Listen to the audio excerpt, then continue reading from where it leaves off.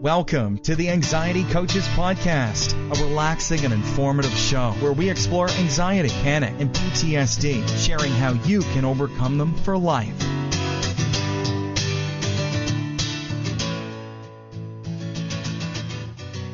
Aloha! Welcome back to the Anxiety Coaches Podcast. I'm your coach and host, Gina, and I'm really glad that you're here with us again today. I'll be talking with author Thom Rutledge today. You may recognize his name by his great one-liners that I repost on our Facebook group once in a while, and I think you'll really enjoy this interview. But before we talk to Thom, I want to remind you about our podcast being brought to you by audible.com/anxietycoaches. I have to tell you how much I'm loving these audiobooks, and now you can get a free audiobook download and a 30-day free trial at audibletrial.com/anxietycoaches, and you'll both be helping yourself get a free book and enjoying some more time with your earbuds, and you have over 180,000 titles to choose from. This really is also a great way to help support the Anxiety Coaches, and we look forward to you getting a favorite book of yours over there at audibletrial.com/anxietycoaches. Another great thing I want to talk about is I want to remind you that if you have a question that you would like to have answered, or if you want more information on our coaching programs, you can visit our website at anxietycoachespodcast.com. And if you have a question that you want me to read on the air, you can either send it by an email, type it out, or you can go to the website and you can click on the right-hand side the send voicemail button, and you can record your question, and it'll come to me, and I would love to be able to read it on the air. So send us an email or record your question on the website, and we'll get that question on the air. And again, if you have anything else you need to touch in with us, please feel free to send us an email, anxietycoachespodcast@gmail.com. We'll be sure to get back to you. Today we have a 5-star review from DGal718, and she says, feeling so much better after just one episode. I've been dealing on and off with intrusive thoughts, pure O, for about a year now. I've seen a therapist, read books, etc., but this is my first time going to a podcast. To actually hear people that can relate to exactly how I'm thinking is so reassuring. Can't wait to hear more. Our guest today is Thom Rutledge. He's a psychotherapist in Nashville, Tennessee. Thom conducts telephone and Skype sessions. He does workshops, and all of that information is on his really lovely website, www.thomrutledge.com, which that website will be listed in the show notes. So please go back there and check that out. Thom's the author of many, many books, including Embracing Fear, How to Turn What Scares Us into Our Greatest Gift, which is totally what we talk about here on Anxiety Coaches Podcast, and his most recent book, The Greater Possibilities, 125 Reflections on the Method and Meaning of Genuine Success, which sounds fabulous. He's been featured on NBC's Today Show, CNN's Anderson Cooper 360, the Fox Network, Australia's Channel 10, and he has consulted with the Dr. Phil Show. Welcome to my show, Thom Rutledge. I'm so glad you're here with me, Thom. I'm glad too. Also, I'm glad. I appreciate your support of my work, and I'm glad to get to talk with you. Yeah. I've been a supporter for a long time, starting with eating disorders, and that's how I fell into a lot of this anxiety work, was realizing that everybody with eating disorders had a lot of anxiety. That's when people talk about dual diagnosis, when they talk about anxiety or depression. And what I say based on my history, I scoff at dual diagnosis. You only have two? I mean, come on. We all have many. But none of it. And I refer a lot to my alcoholism. It's not the same as an eating disorder, but we have a lot in common. And underneath all of that stuff is a lot of fear. Yeah, fear. And that's what you write a lot about, is the fear. Right. So I think that's kind of a good place to start, because that's what we're all about here. That's what I hear about day in, day out, is what people, they wake up with fear, right? It doesn't even seem to be apparently triggered by anything. And so, you got writing about fear. Tell me about that core fear issue. Where does that come from? What are we doing? How do we get there? Well, it comes from lots of different sources. The first thing I want to teach people is how to see themselves in relationship to fear, as opposed to having fear. It's like, so I use something that is, it's not other people use this kind of metaphor, but I kind of exaggerated, I think, more than most, and did it a lot with eating disorder. But I have people imagine that fear is I call it the bully. It's like there's a bully in our heads that is always there to scare us. He's going to do one of two things. He's going to scare us or shame us. And he's good at both of those things. And so when you talk about when you wake up with fear, the image I would give somebody is it really does feel like you wake up and the bully is sitting on your bedside already talking to you, already telling you things that could go wrong today, and all these. A friend of mine she says she calls hers the director of fiction, because he just makes up all kinds of scary stories to tell her. Right. Yeah. And it's like, and he's very compelling as a storyteller. Yeah. And it is fiction. Yes. It's when we talk about that fear, I was talking to someone yesterday about that. I said, and we call these guys by different names depending on who the client is. Because you don't sell this stuff off the rack. It's everybody's different. But but in this one, this woman was calling hers the prophet, meaning that it prophesied, it predicted horrible things in the future. And it's funny. I said, how many times is the prophet accurate? And she stops and thinks, and guess what the answer is? Never. He's never been accurate. It's like, and I think about how many of us have that prophet in our head who have a lifetime of inaccuracies. He's never hit once, and yet when he speaks, we just stop and listen. Because he speaks with such authority. He or she, whatever it is in there, speaks with such authority. And so we give it full attention. To me, it's really helpful to be able to say, like, wait a minute, I really can't predict the future. And even when I think I can, when that voice tells me what it is, it may tell me something's going to go wrong next week. Something may go wrong next week, but it's not going to be what he tells me it is. It's going to be something different. It's like, so I think it's really important to listen and realize these guys, their purpose, that fear voice in there, its purpose is to scare us. Yeah. That's where, and part of what we're learning, what I teach people to do is to say, you're not going to get rid of fear, but we can change our relationship to it, and we're going to teach you to stand up to it, and we're going to teach you to basically disagree with it. And not let, basically not mistake its thoughts, its threats for my thoughts. It's like, I'm going to have an opinion of my own. Yeah, and I find a lot of people are quite amazed when I talk to them and discuss that every thought they have is not true. There are a lot of people who have not considered that. Right. Yeah. They think because it came through their mind, it must be true. Right. Or going to be true.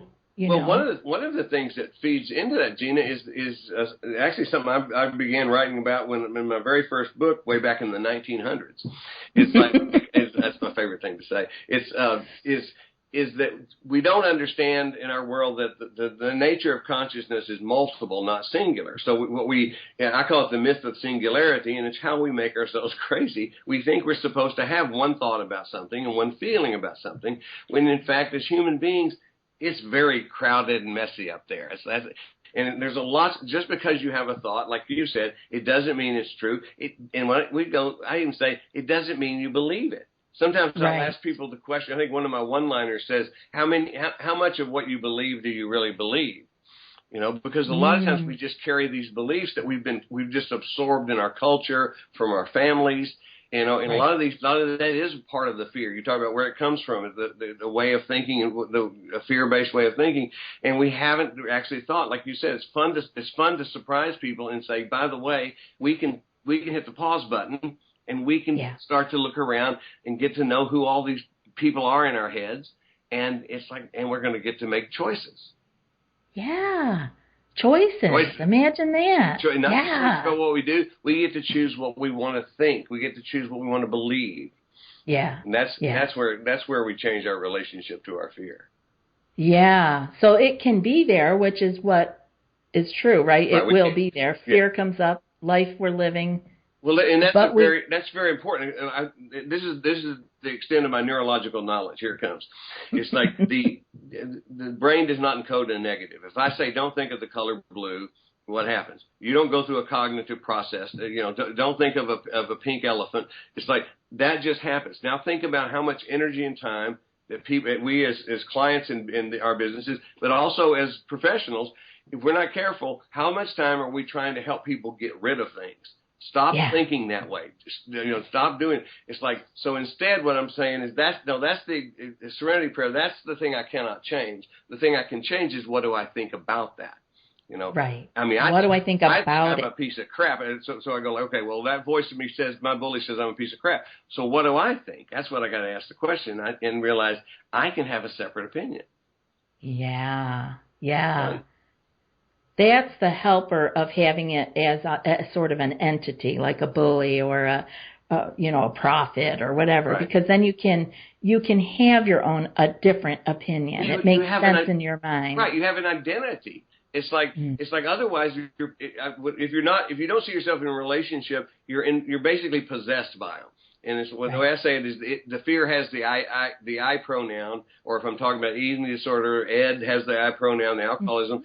And then as long as if I'm saying, for instance, I am a piece of crap, there's no room in there for anything else to be there. I can't make that thought go away. But if I change it, if I change it to here's a bully saying, Tom, you are a piece of crap, it leaves open, it changes the problem definition. Now the problem definition isn't that I have a bully in my head, it is that I tend to believe it.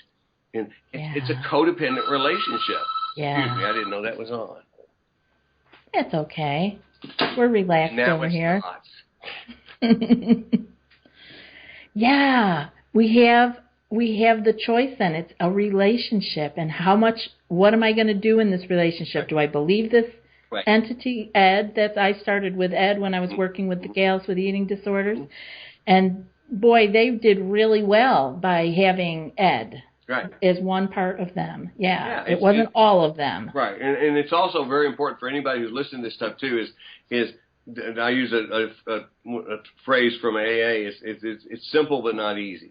There's a matter of fact, I was just writing about. I was creating writing a piece I'm putting out later today or tomorrow about that. The idea that it's very important for us to understand and to have compassion for each other. That these very simple ideas are extremely difficult to practice because we're working against a lifetime of repetition.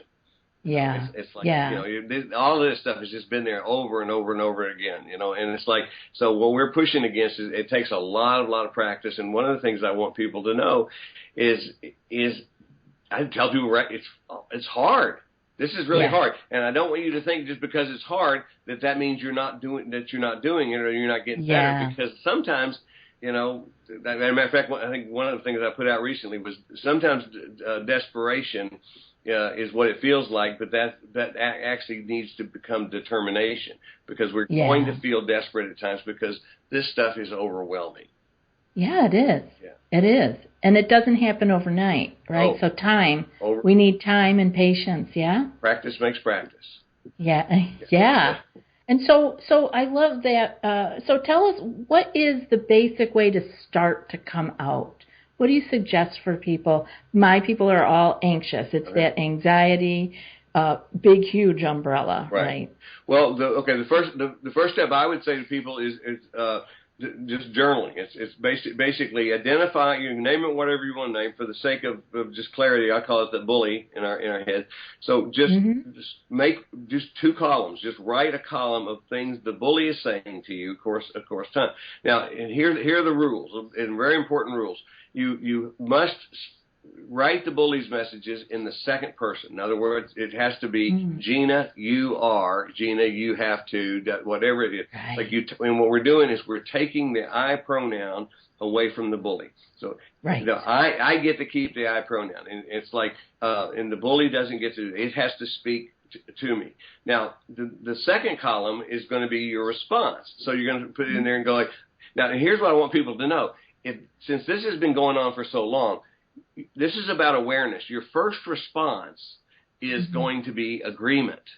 Okay? It's like, see, a lot of times because we're such perfectionists and we want to make our therapists feel so good about themselves, that what we'll do is we'll think we're supposed to be fighting back. It's like, no, that's not where it starts. It's where it starts is, Thom, you're a piece of crap. I know it. That's fine because now you're becoming aware that we're creating a problem definition. And over time, we're actually, you said that this is how we start. We're going to change that. We're going to create some other things later. We're going to actually put another voice in there. I call it the recovery voice, or the wisdom voice. And we're going to give you somebody else to listen to. But to begin with, we really just kind of have to put the spotlight on the dysfunctional codependent relationship in our head. Whereas it's like a domestic violent relationship, basically. As long it tells us what to think and we're supposed to think it. And if we dare think something for ourselves, it attacks us. Wow. It really does. That is a great way to put it, Thom. I haven't thought about it that way. As long as abusive relationship. As long as you're doing everything that pleases me, everything will be fine. But if you dare have a thought independent of mine, you're in trouble. Whoa. Really good way to look at it. Wow. I love that journaling piece. Yeah. It's a very simple thing, but it's a great beginning, and it's just so good to write it down and look at it, just to be able to see it. And it's discouraging at first. I always want people to know when you look at this, and by the way, I was talking to a friend the other day, and I was complaining about how my books don't sell as well as I want them to sell.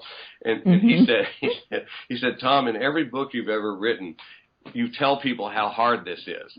He says, if you want your book to sell better, you got to start telling them it's easy. So I'm going to stick with integrity and lower book sales. But I want people to know that it's really hard because that way it helps them not be discouraged. Because it's like, it's going to be hard. It's going to sometimes be like you're swimming through Jello, It's like, but it's like keep doing it. If you keep practicing, you will come out on the other side. You do, and things do look different when you come out the other side. Better, yeah. But darker before the dawn, though. Always, always. Yeah, you never know what's around that next corner, so you can't stop. You just got to keep. One of my one-liners I have around here somewhere says, just because you can't see the light at the end of the tunnel doesn't mean it's not there. Right. And sometimes I think, if you tell me if this fits for you, Gina, sometimes I create the image. I say, if you're walking toward me and it's pitch black and you can hear my voice, walk toward my voice, and I imagine myself in a tunnel where there's a 90-degree turn where I'm standing, and I'm looking over to one side and I'm saying, I can see the light at the end of your tunnel. You can't see it, but you keep coming my way because and that's what we ask them to do. If they trust us, then a lot of times they really are, and I just respect the heck out of this, but the idea that they're trusting us to say, and usually with life where there are a lot of untrustworthy people. I mean, I really respect the risk it takes to trust those of us who are working to help them to come toward my voice because there is a light over here. You just can't see it yet. Right. Sometimes I think we're the guardians of that. I think we hold on to that, and sometimes I'll tell my clients, it's like even when you can't feel the hope, I can hold on to it. I never lose hope about you. I believe in you even when you don't believe in yourself, and that's a nice thing to have somebody help you keep up with. I believe that's a huge part of our job. I mean, I'm having that conversation quite often because people are hopeless. And when you feel hopeless, motivation just goes. If I don't believe, I have a little motivation checklist. It's on the free download page on my website, but it has certain aspects of motivation, and one of them is, do you believe it's possible? And so a lot of times people will believe it's possible for everybody else, but not for themselves. And so, but if you think about it, if I'm trying to do something that I actually, when I look down deep inside, do not believe is possible, I'm not going to try. Right. If I don't believe it's possible, I'm not going to try. Why try? Yeah. And so the energy just drains right out of that. Mm-hmm. Yeah.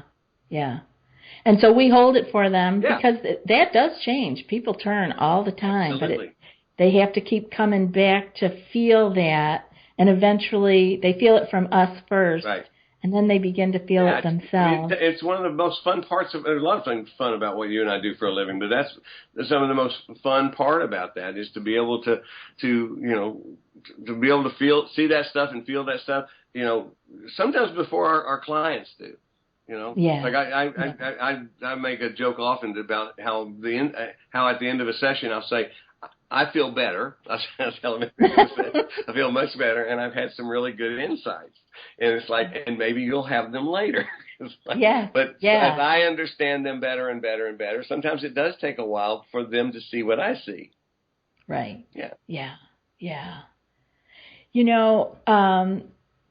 Everybody's got stress in their lives, right? I mean, that's part of our human experience. And one of the things I learned coming out of my anxiety, I had anxiety for many years, and all of this, you said this earlier, all the things I worried about, none of them happened. Yeah. But lots of huge things happened afterwards, right? Yeah. But I could handle every single one of them. That's beautiful. Absolutely. Because they were right in front of me, right? Right. So but the ones that the bully's talking about, how can I handle, right? It's not real. It's not there. Is that the general, what about that kind of stress? Like, well, what do we do with that? And you can re-ask this if I'm missing the point, but I want to make one point out of what you said because it's perfect. It's like we also teach there's no such thing as perfect, so it's really not perfect. Right. But I love it. It's what we do is we don't give ourselves credit for what we have accomplished. What you just said is just like we can look at the prophet who's never right. Well, you said if you look at your history about about the challenges you've been given in your life, you've made it through every single one of those. Now, but we don't. When we're feeling afraid, we don't stop and think about, well, you know what, this may be difficult, but nothing's stopped me so far. So the truth is, if you and I are betting on these guys rather than doing therapy with them, basically what we're saying, I'm betting you're going to make it through this one too. Yeah. Yeah. Yep. Yeah. Yeah. So it's helping them to see that, right? Yeah. Now, I think I didn't answer your stress question. What was it? Well, I think it's that kind of stress that we have it's understanding then that life is stressful. Yeah. Because we're sold a different picture of life in American life. Mm-hmm. This perfect, if you wear this, everything gets better. You drive that, it gets better. So, and then people take all that on as stress. I guess I'm trying to, because they're not perfect, right? We just talked about that. So I guess I'm trying to ask, like personally, what do you do for personally keep your stress levels in check or keep yourself to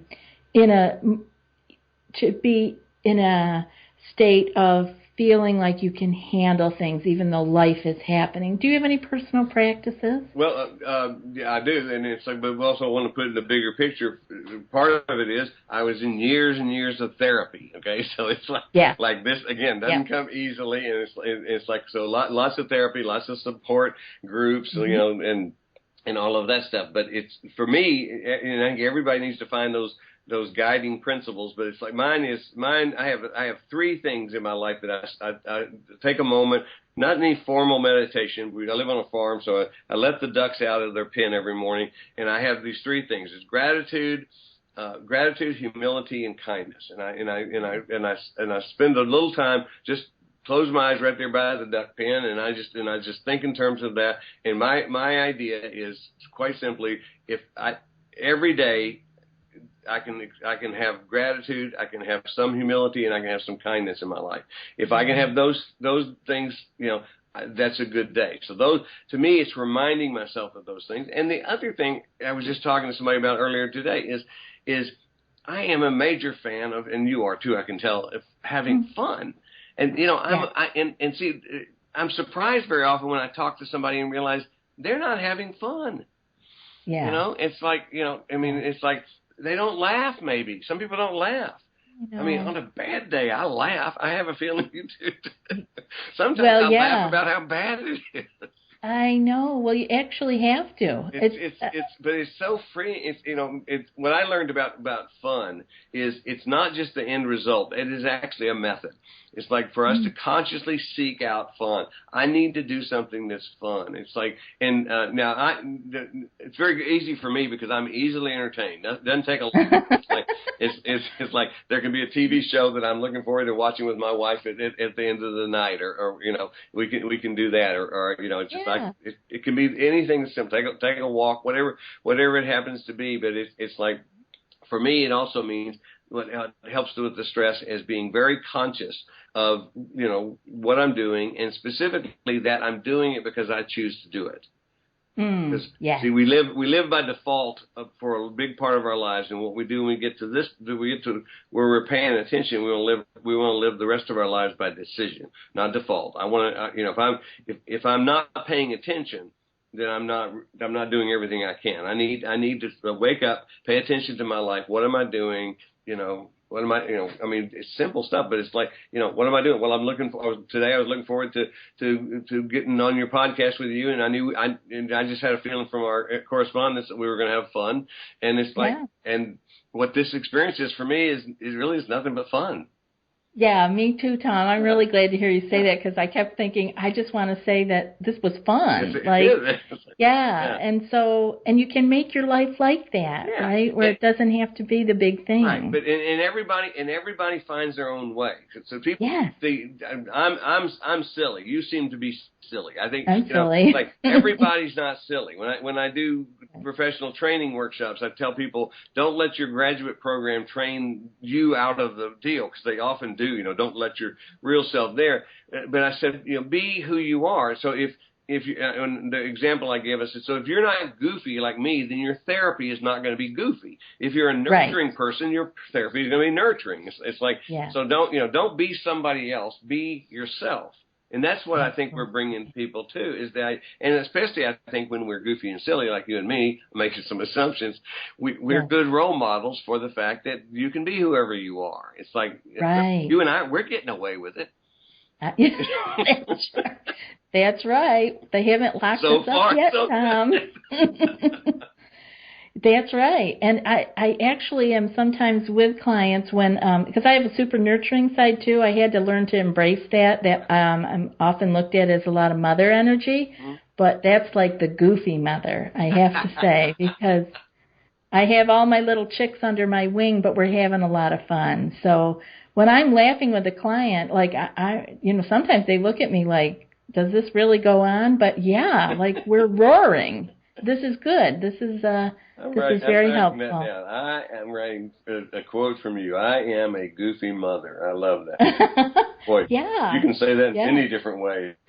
I'm a goofy mother. Well, there we go. And there's those days too. Absolutely. It's like, and that's a great example, because so often in our business, the nurturing in particular is discouraged. Right, very much so. That's bottom line is we're professionals. We can be trusted with boundaries. It's like, I know how to be kind to somebody and not lose myself in that relationship. Exactly. It's like, that's right. We trust ourselves. Right. Yeah, and they can feel that. Yeah. I know. I actually just had an incident on my the Facebook. We have a very big Facebook group of 4,000 people, and somebody brought something up about I should be sending people to physicians, and I shouldn't be talking about these things. And I had to say exactly what you just said. I actually have been doing this so long. I'm very comfortable with what my boundaries are. I know when I need to send someone somewhere else. I know when I need to send them to the suicide hotline. I know. Right.